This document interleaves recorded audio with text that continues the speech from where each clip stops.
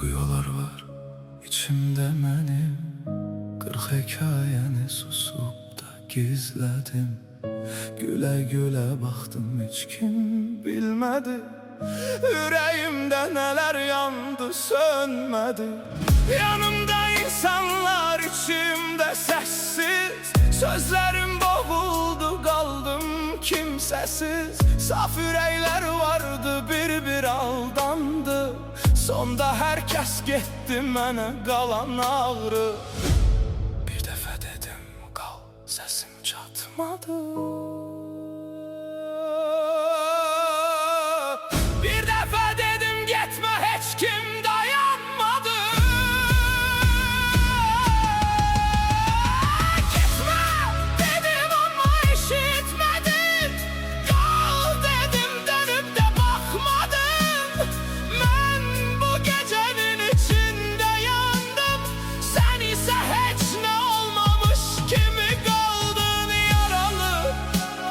Ürəklərdənəm mən, susaraq parçalananlardanam mən.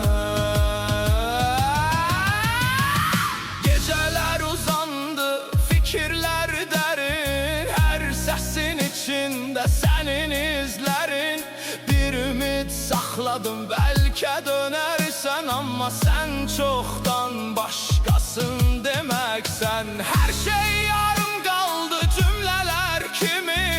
Adın dilimdə qaldı, demədim kimi. İçimdə bir uşaq hələ də ağlar. Sənsiz öyrənirəm necə yaşanar. Yenə dedim qal bu dəfə özümə.